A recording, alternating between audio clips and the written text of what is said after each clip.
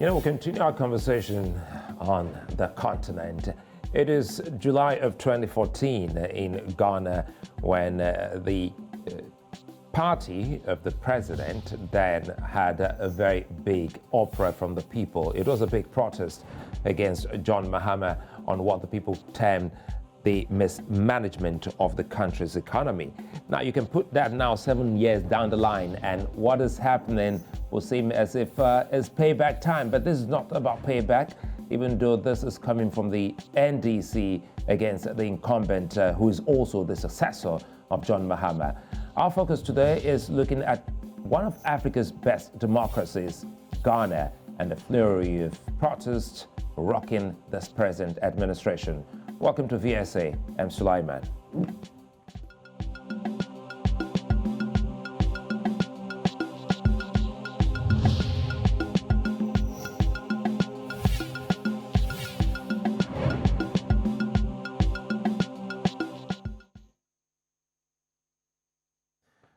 Well, Ghanaians are not a happy people at the moment, as citizens are growing tired of the state of the nation. Now, there is clear displeasure with the government's perceived inability to provide adequate public services, including good and affordable health and education.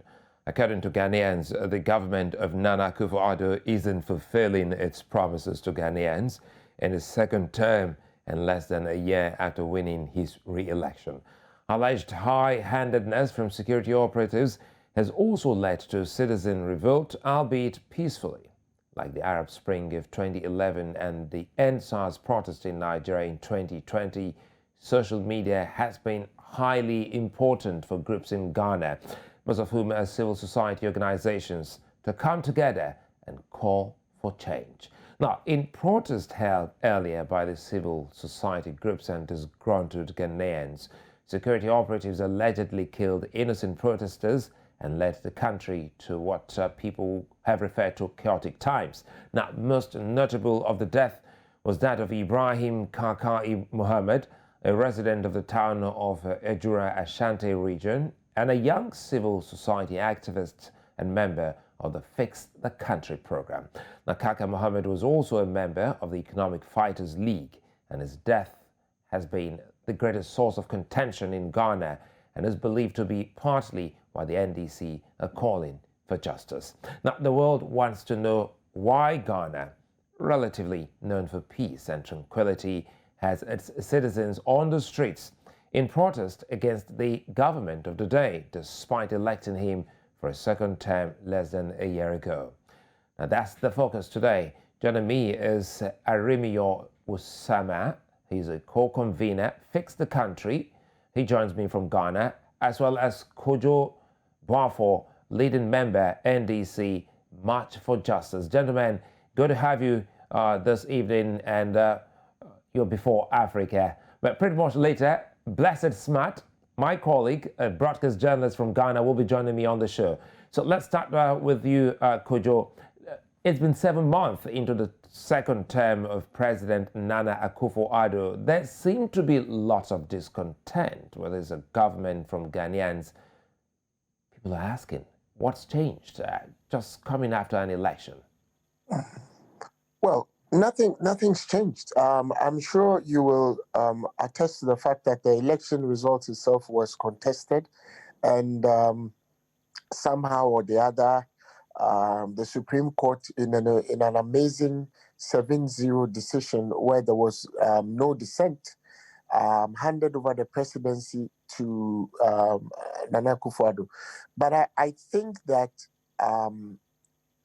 in looking at that, in 2016, the NDC lost the election by a whopping, the parliamentary balance shifted in favor of the MPP by 63, some odd 63 seats.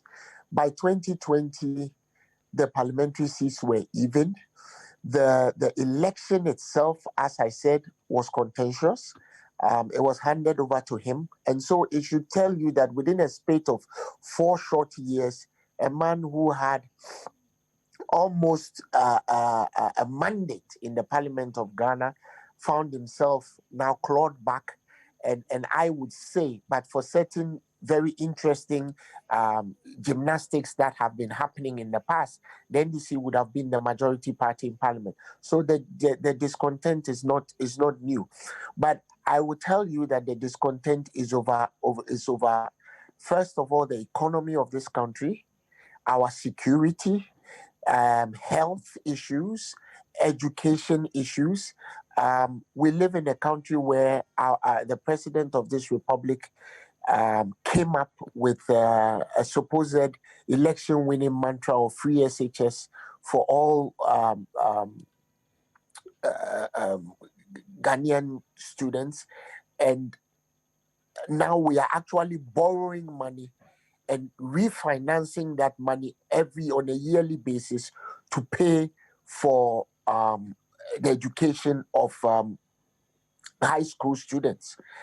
And mind you, his own finance minister has questioned the rationale for doing that and has suggested a means testing program as a way of paying for it. The education minister recently also questioned that matter. But what is at issue now is our security. In the preamble to today, I'm sure you know your colleague Ahmed Swale was killed under very mysterious circumstances after he participated in a sting operation that caught one of the president's, I don't want to call him a henchman, but his dear friend, Kwesi Nyantakyi, our GFA president. Ahmed Swale was shot outside his home. Up to today, we don't know who killed him. Journalists have been assaulted. One particular journalist, Manasseh Azuri Awuni, had to flee the country and go to South Africa for a while because his life was threatened. A few weeks ago, one journalist who was actually doing his work was arrested, taken to the Bureau of National Investigations, where he was beaten mercilessly. His ethnicity question. Let me just hold your thought there. I'll come back to you because I see you have quite a lot to say. And it's understandable because you use some keywords of that the election or the victory was handed over to him. Let me bring Arimiyaw here now. Look at the hashtag, the March for Justice protest today. Basically, were organized by the NDC. Do you think, well, that protest was done in good faith or just another show of opposition politics playing out in Ghana? First of all, I would like to send my condolences to the family of Mohammed Ibrahim Kaka, who lost his life on the path of activism. He will be remembered just as the likes of Nkrumah and all those who laid their life for Mother Ghana. However, moving forward, the protest that we are seeing today is triggered, and Mohammed Ibrahim Kaka is right at the center of every protest that you see currently. However, we at the Economic Fighters League, a co-convener organization, together with the Fix the Country protesters, have been staging these protests via our social media handle and have been prevented from actualizing it as we plan to protest it on the 9th of last May 2021. So we have been on the ground. We were ever ready to go to the grounds, but some way, somehow, the political establishments have made themselves, when I say political establishments, I mean both the NPP and NDC dominated governments. So because the kind of parliament we have today, we have almost equivalence of the majority and the minority sides. So when we say the government, we are not necessarily referring to just one political party. So when you see today the NDC comfortably walk out to protest, as is right within their rights, yes, they can go ahead to protest, but legally speaking, this is born out of the victory the legal team of the Fix the Country campaigners have fought at the High Court of Ghana, as well as the Superior Court of Ghana, And in both, we came out victors. And the High Court judge declared that the IGP, for that matter, the Attorney General, together cannot interpret the public, cannot interpret our laws to prevent freedom of assembly and of protest. So by that declaration at the Superior Court or High Court of Ghana, it gives us the freedom, or gives any other organization the freedom to actually assemble and to actually proceed. So with the NDC, we don't have problem with their protest, but we have problem with the intention behind the protest. We see the protest to be simply capitalistic. I think now Ghana is dealing with two, opposition, so to speak, because two protests, but again, the issues are quite different. Let me come back to you, Kojo. Listening to you in your opening, a whole lot is on the plate of the NDC. Perhaps you should share the opinion of the NDC about the government of President Akufo-Addo. You have started by talking about the health sector, the education. Let's go into some specifics, if you will. Well, first of all, let me thank the gentleman from the Fix the Country, and I actually acknowledge that their fight in the courts have I wouldn't say we have ridden on the slipstream of their fight in court to defy the attempts by this government to deprive the citizenry of their right to protest as a manifestation of discontent. So I want to acknowledge that. Some of the specifics that we are talking about, let me start with security, because I was going, the premise for this particular demonstration is the murders that happened in Ejura. And it happened because young people who had gone to bury somebody that they saw as an icon were coming back from the burial. They were agitated. They were engaged by the law enforcement agencies, and in all due deference to them, many of them were running away. And the police, a detachment of the army, God knows where they came from, were shooting at them.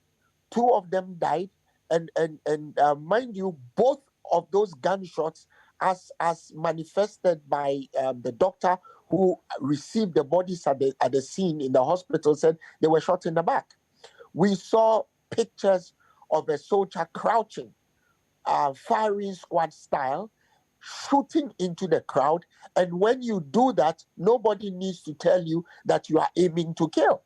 Because everybody who knows anything about projectile motion knows that if you want to disperse a crowd with gunshots, you aim the gun at a 45-degree angle so that when the bullet comes down, it doesn't do any harm to anybody. It's simple mechanics.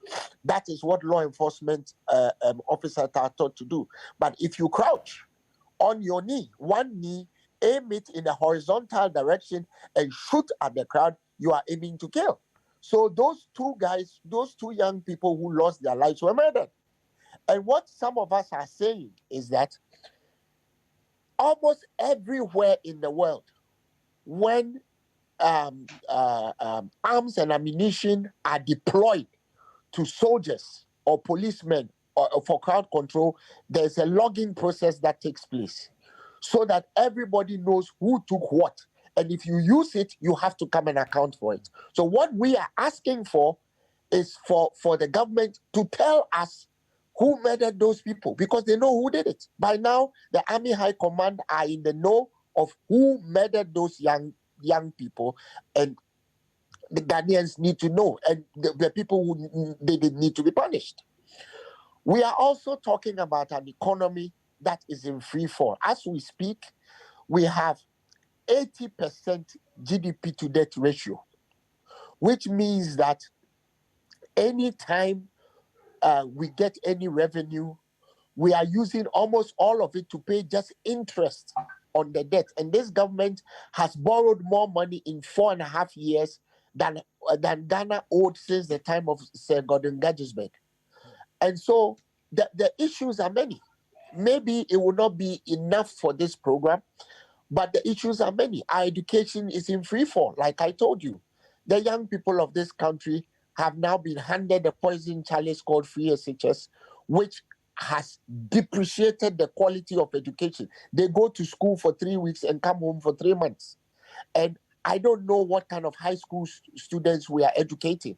I didn't have the misfortune of going to school and being in school for 3 weeks and coming back home for 3 months simply because we have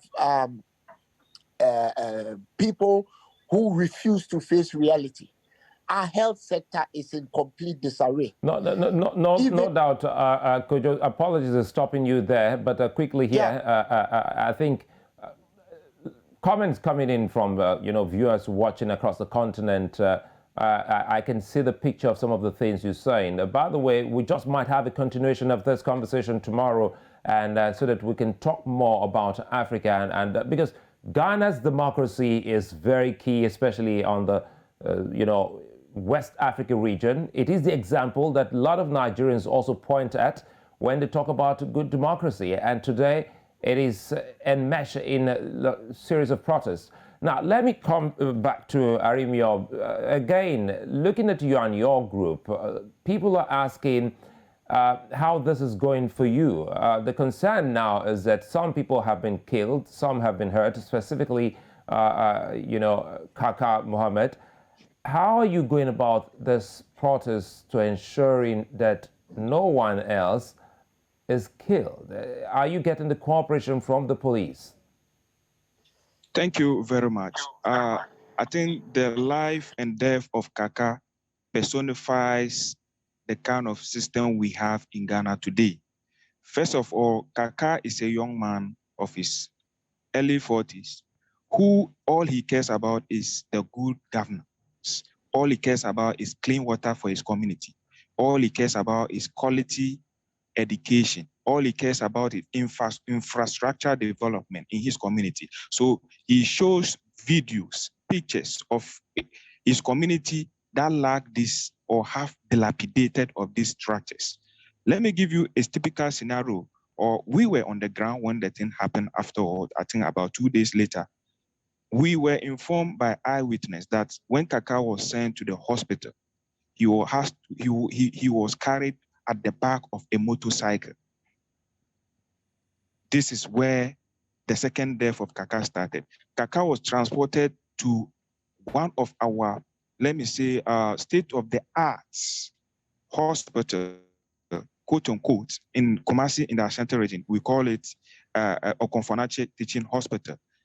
They couldn't provide instantly a rapid, they couldn't afford a rapid test kit to test his blood sugar when he arrived at the hospital. There wasn't bed for him to lay his bed on. Let me take you further. There wasn't a functional scanner to take a scan of how the damage has been done to his head. So Kaka saw all these deficiencies and sought to point it out to the general public and to let it get to those reclining in the seats of government. That we let me get something straight here. Sorry to cut you here. You mean he was still alive? He could still talk, when he was being transported. He was one pointing out some of these lapses in these medical facilities, you mean? Yeah, according to his brother who transported him, he was unconscious, but he could move his body. He crashed before. So they managed to put him at the back of a motorcycle. Kaka was supposed to be transported in an ambulance. And when he got to the hospital, there wasn't bed for him. So it's a systemic problem. Kaka is a victim of NDC and MPP government. Ever since we adopted this democracy in 1992, the fourth Republican quote-unquote democracy, we have seen the worst worst form of governance. Let me give you these statistics. According to the Living Standards Survey of Ghana, Ghana is barely 30 million people. We are waiting for the recent statistics. But it tells us that there are some 9 million Ghanaians who can afford 5 cedis a day. And this is less than $1. 5 cedis is less than $1 a day. This statistics speaks volume. Further than that, we have some 3 million Ghanaians who can afford 3 cedis, 20 pesos a day. This Ghana Living Standard Survey 7, the most recent of their research. So these statistics are not there for just academic usage. It speaks volume. So we at the Fix the Country, all we are saying is that successive governments and their mismanagement is what culminated to our poor educational system, our poor health system, which Kaka has to die because in other developed countries, Kaka wouldn't die because Kaka didn't die instantly. If he had the opportunity of getting the quality health and quality transportation to the health facility, Kaka would have been alive today and wouldn't be dragging ourselves, people trying to mar evidence and mentioning those who are not even related to the crime committed. They've mentioned his brother and they try to use some history of violence in the past and some threat from the brother. The same people wouldn't use criminal threat coming from political parties because Kaka, the expose Kaka has taken upon himself to do is putting them in dark, in bad names. So organizations such as the MPP, whom are reclining at the seat of power today, they have sent threats through their so-called foot soldiers, vigilantes. And let me let you know, this Ghana that we are in, recruitment into our security system is quite bizarre. You see these foot soldiers they call vigilante, some way somehow find themselves into the security system. So when they infiltrate, they are the kind of personalities whom will not hesitate to shoot at a peaceful protest because they lack morals, they lack code of ethics, that you don't shoot at civilians. You don't shoot at people who have turned their back at you and running away from danger. But this was done, and this was under command of a person at higher governance, higher seats of governance, because no military, no bullet leaves the barrel of the gun without a command. Police and military men, they obey commands. So they were commanded to shoot and they were commanded to kill. So well, it's I'll come systemic back killing. to you, Arimiyaw, so that we can talk more about. Sorry, apologies. Just don't lose your train of thoughts there. We'll come back so that we can talk more about the activities of the police and some of these issues raised, how the Inspector General of Police is handling it, as well as the President of Ghana. Let me come back to Kojo. You know, as it stands now, what can we tag these protests as? Proletarian, that is focused on the high cost of living in the country, or Republican, which is based on the absence of participatory governance? Proletarian than anything else, because you see, where we are now, our democracy itself is still strong, but it is the actors who are in charge of our democracy right now who are making it, who are creating the general malaise. I want to remind my friend Arimiyaw that under President Mahama, the 3 years, three years and 8 months that he was president of this country legally, we built over 13 hospitals. District hospitals, the University of Ghana Medical Center, which is a first-class state-of-the-art hospital, the Ghana East Rural Hospital. And if those hospitals had not been around, the COVID story that hit Ghana would have been a completely different story. In fact, at a point in time, the whole of the cabinet of this country had COVID, and they were all treated and discharged at the UGMC and Gais Rural Hospital. I'm sure you are aware that many high-ranking government officials died as a result of COVID. But you need to ask this government what they did with all the funds that they got from COVID. Over $1.5 billion can be accounted for. Monies from the World Bank, monies from our own stabilization fund, oil proceeds, monies that they took, taxes that they have put on us as a result of COVID. In fact, right now, my brother, when you come to Ghana, on the books of the GRA in this country, there's a tax called the COVID tax. So we got sick from COVID, and now we are being asked to pay taxes because we got sick. And so I would say it's more proletarian. People are frustrated. There is a general malaise in this country where people feel like the gains that have been made that took us to the from the 1992 Constitution down are being gradually eroded. And in the name of this same COVID, this government tried to stop people from manifestation of their disdain and their disgust for what is going on in this country. And once again, let me acknowledge the country people for going to court and getting rulings that made what they were trying to do, that made a mockery of it. In fact, they were even quoting sunset clauses that had expired as at March this year to try to stop us from our demonstration. So let me just tell my friend that government is a continuum. The government is for the people and by the people. So the fact that they went to court and made a mockery of what the police and the government were trying to do, they did it for everybody. They didn't do it for just themselves. They did it for all Ghanaians.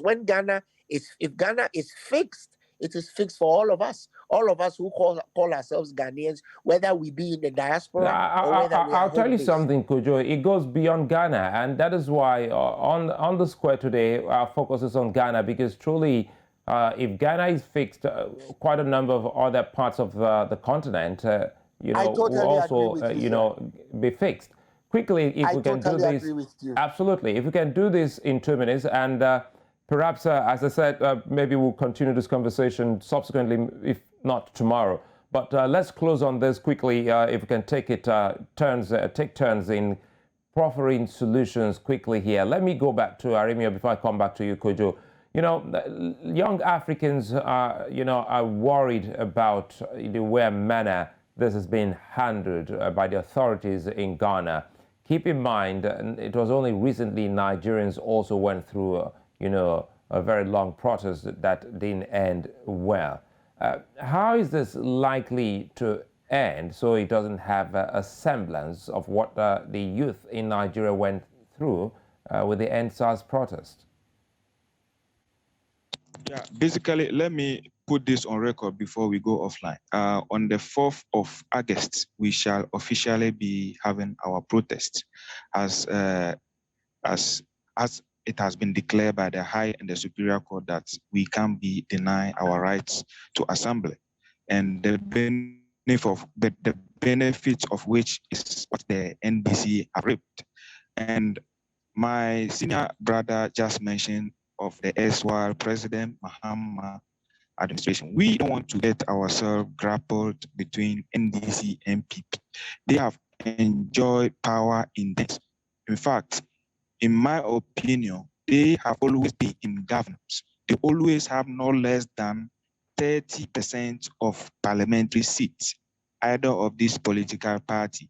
And what we are seeing today, the economic dwindlings, the poor education we see today, the poor health infrastructure we see today, the high unemployment rate we see today are as a result of failure on the part of the successive government. And this particular Republican, the fourth Republican government system, has seen just two political parties, and it has been MPP and NDC. And our major problem, especially from the Economic Fighters League, is our fundamental problem has to do with the 1992 Constitution. All the violence you see happening, emanating from the military, emanating from the police, has been immortalized or has been indemnified in our Constitution. Here is a Constitution that gives, in the Transitional Provisions Act of the 1992 Constitution, it says, no, I'm paraphrasing, no tribunal or no court shall entertain, talk less, giving it a fair hearing. No court should entertain anybody who is trying to seek redress. That's the coup d'etat that happened 24 February 1966, that overthrew our first and finest president, Kwame Nkrumah. Nobody can go, be it Nkrumah or any of his ministers or their families who were brutalized, who were sent into exile to seek redress for that kind of undemocratic act of overthrowing of a democratic government of Dr. Nkrumah. So we have in the Constitution that the military that overthrew Nkrumah, what they did was legal, and nobody should send them to court. Even if they send it to court, nobody can question it. So we have an institutionalized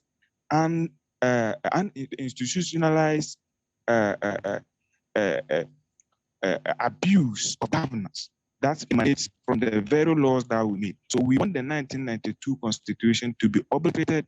We are a new generation, and this is the best time for us to nurture to outdoor and nurture the best democracy.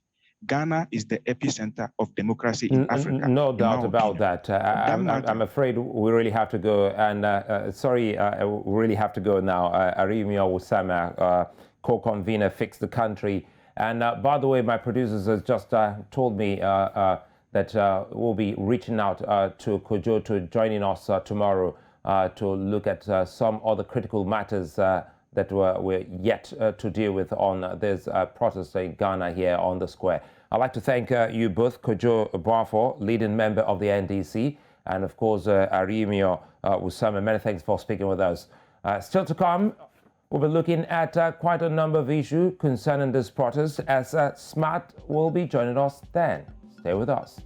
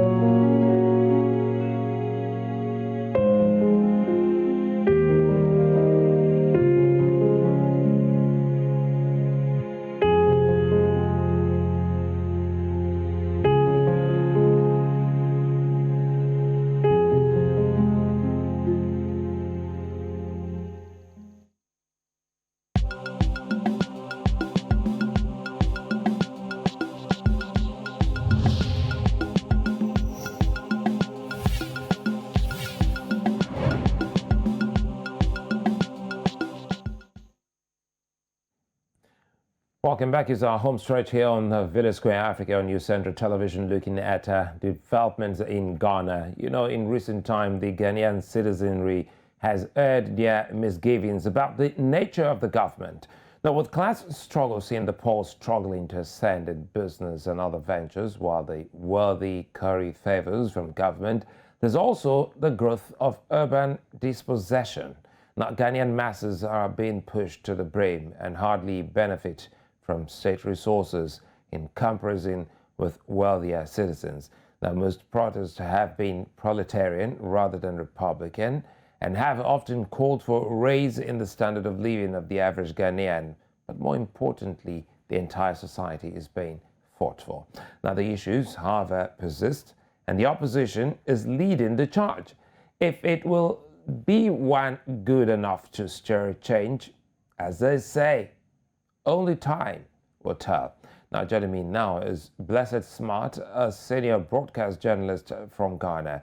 Well, good to see you, Blessed. Quickly here, not a good time as a journalist, and again, not even a good time as a Ghanaian, seeing what's happening to your beloved country. Do you think the NDC did enough good to call for better governance from Nana Akufo-Addo? Did they do better? Well, good evening, my dear brother, and good evening to your cherished viewers and listeners. I said this morning, and I'm going to repeat on your show, that the NDC do not have any political right to actually call on this government about human rights and all that goes with it. The reason is that under their watch, what is happening now, the same thing happened under their watch. And if I check the few records that I have here, on the 3rd of November 2014, one Peter Kojo Chayanso from Nkwanta South, he was more or less the mayor of the area. He was murdered. Nothing was done about it since 2014.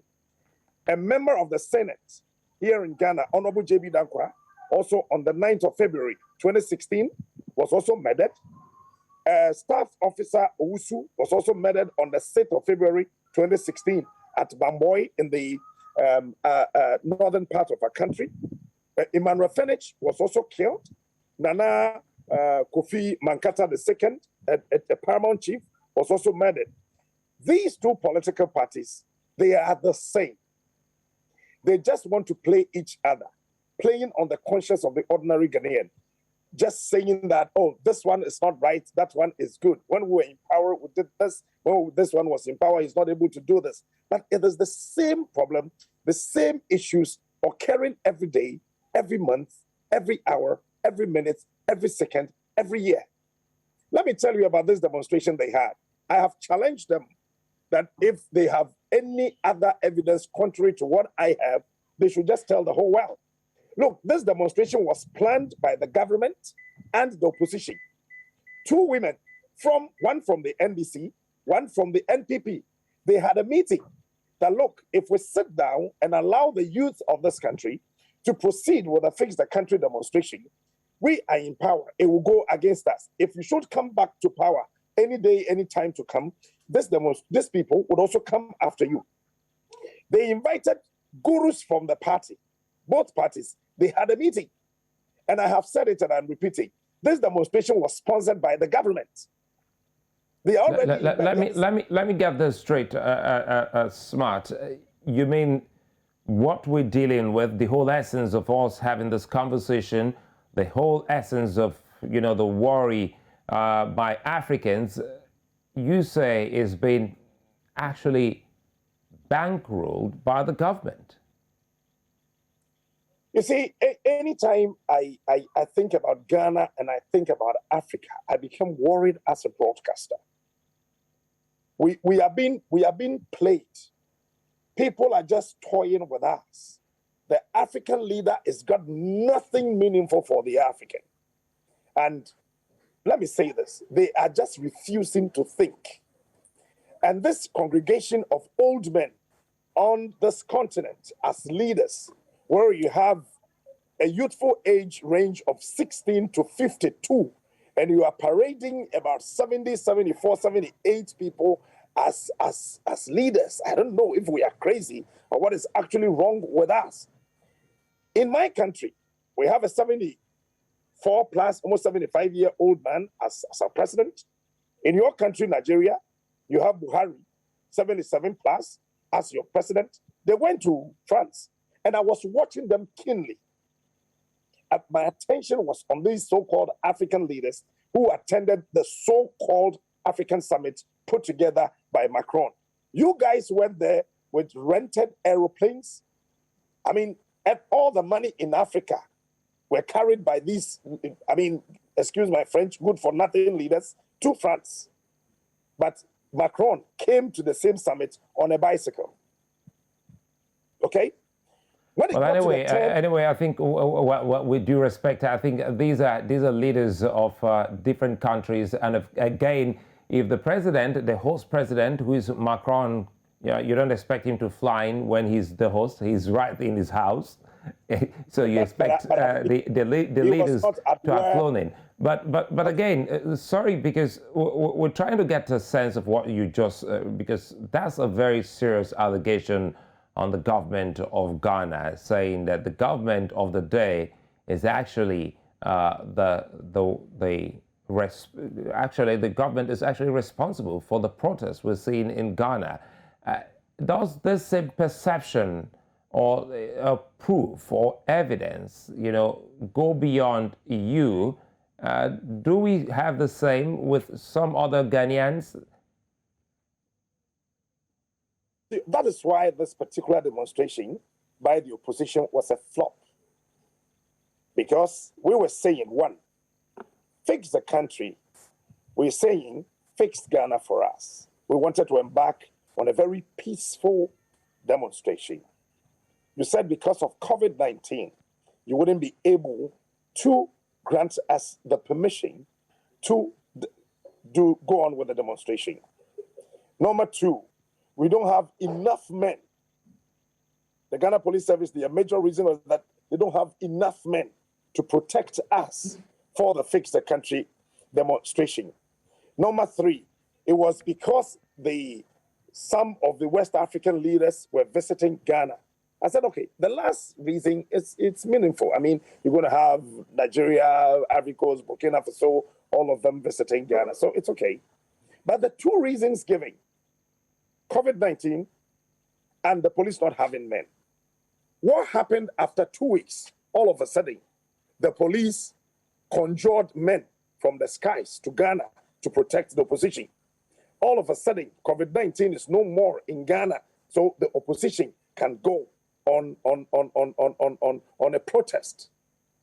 I mean, where on earth will this ever happen?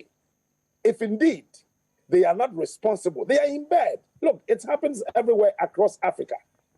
The opposition party will make noise, they will come to power, they will repeat the same mistakes of the other. And that's why I keep saying that, my brother.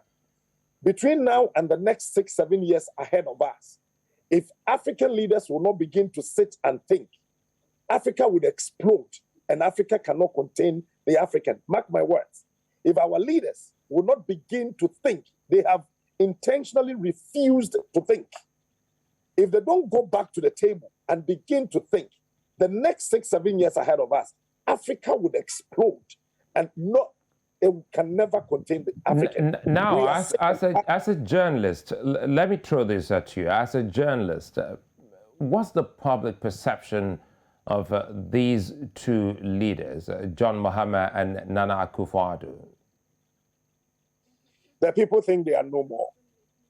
Now, Ghanaians are crying for a third force. The NDC will come to power. My brother, let me tell you one thing. Between 2011 and 2020, gold revenue alone, it's on the net. Gold revenue alone in Ghana was $57 billion. Check the records. A ton of gold is 46 million. From 2011 to 2020, the lowest tons of gold we had was in 2016, where we have about 102 tons of gold. All the other years, we had more than that. Multiply that by 48 million ton per gold. We had 57 billion US dollars. You ask our leaders, they are not able to tell you what that money is used for. Schools built in Ghana are built by loans. Hospitals are built by loans. Roads by loans. Even toilet facilities are loans. Even if the ministers will eat, the ministers will be paid. The president would have to travel. Everything in this country, everything, loans, loans, loans left, center, right, everywhere. We keep asking, what happens to the revenue from gold, revenue from bauxite, revenue from manganese, revenue from timber, revenue from oil, revenue from virtually everything? Where are those monies? No doubt Ghana is blessed with human and natural resources, as highlighted as well by you. Research will ultimately show some of these great things in Ghana. But, you know, as we try to close now, what can be that single greatest problem? Because we've tried to, you know, put our hands on so many things, and people would say you can't just say almost everything is wrong or bad at the same time in Ghana. So there must be that single most important issue that should worry every Ghanaian. The most important thing we're asking for is quality leadership. Everything under the sun is leadership. The rest are just effects. And so we have leaders that will think about us. And based on your question, nobody is saying everything in Ghana is worse. But the fact remains, if you're a father and you have 10 children, you pay the school fees of one and use the money for the 9 for your girlfriend's party. What have you achieved? Nothing. You are just telling the entire world that you are a father without brains. This is what is happening. We are only asking for quality leadership, nothing less, nothing more. If they will provide us with the leadership that we're looking for, that people would not be sleeping on the streets. 21st century. We had a fire outbreak yesterday. Our largest market in the capital city. And Ghana Fire Service could not deal with the fire for a whole 24 hours. The reason is very simple. They can't pay for water. There was no water. Number 2, the fire tenders, they were faulty. They've not been commissioned. So fire officers walked to where the outbreak occurred. My dear brother, it is leadership we are asking for. We are not asking for anything so huge. It started in Nigeria, NSAS. It has fixed the country here in Ghana. So many people are being intimidated. Efforts are being frustrated. People are being chased left, center, right, because they want to gag people. They don't want people to talk. There's one lady called Arimiyaw, who is a member of the Fix the Country group. This morning, she wrote something on her Instagram handle saying that she's been intimidated to a level that it is affecting her mental health. And for that matter, she's retiring from talking about politicians, talking about leaders, because she loves her life. If you open up your mouth, it's either you are being killed. I mean, please, we need leadership. That's it. Please.